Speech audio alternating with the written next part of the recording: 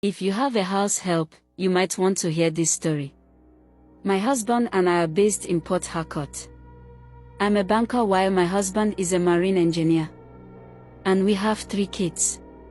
6, 3 and a 6-month toddler.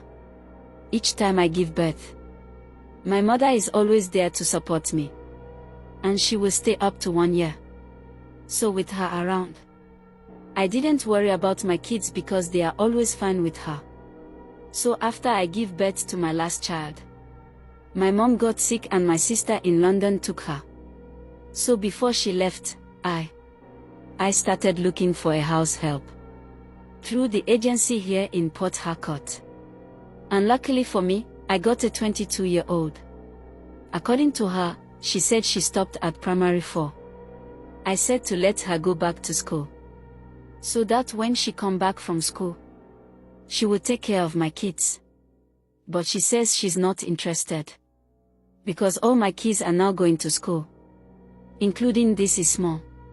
So because she wasn't interested in schooling, I resorted to paying her.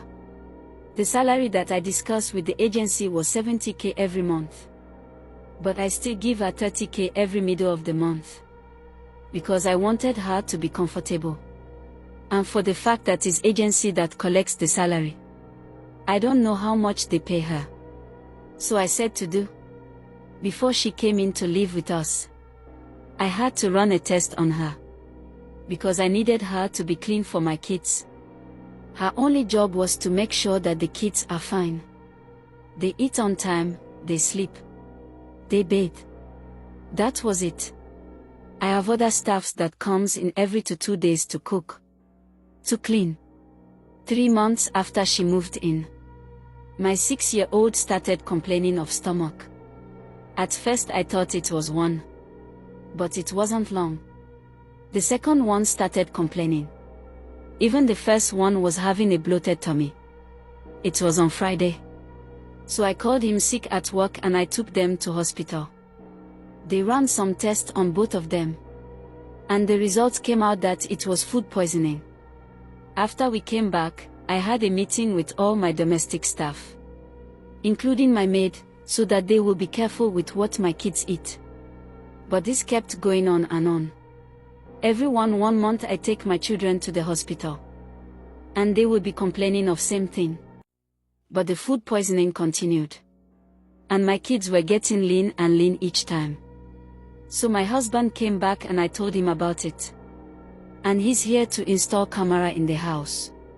He also suggested that he wouldn't want to let the domestic staff to know that there is a camera in the house, so that you'll be able to monitor what is going on. Next weekend, which was Saturday and Sunday, I decided to give them 2 days leave, so that the cameras would be installed, including my maid. My husband always spends months with us, before going back to work each time she comes out. So during his stay with us, there was no food poisoning. The kids were healthy and everything was going normal. He shakes the camera every time to monitor, but everything seems fine. 2 days after he left, I was in my office less busy. I decided to stroll through the camera to check what was going on in the house. What I saw surprised me. I noticed the movement of my maid from the toilet with a cup to the kitchen where she was making my case full. There was no camera inside the toilet, so I didn't know what she came out with. But I saw her walking straight to the kitchen with that thing in her hand. I watched her pour the substance inside my case full, and she went straight to feeding them with it. I screenshot those footage and I kept quiet until I came back from. I didn't want to alert her. I wanted to catch her red-handed. So I didn't talk about it when we got back. Rather, I inspected my kids, and I asked them questions if they noticed any tests in their food. But my son said no.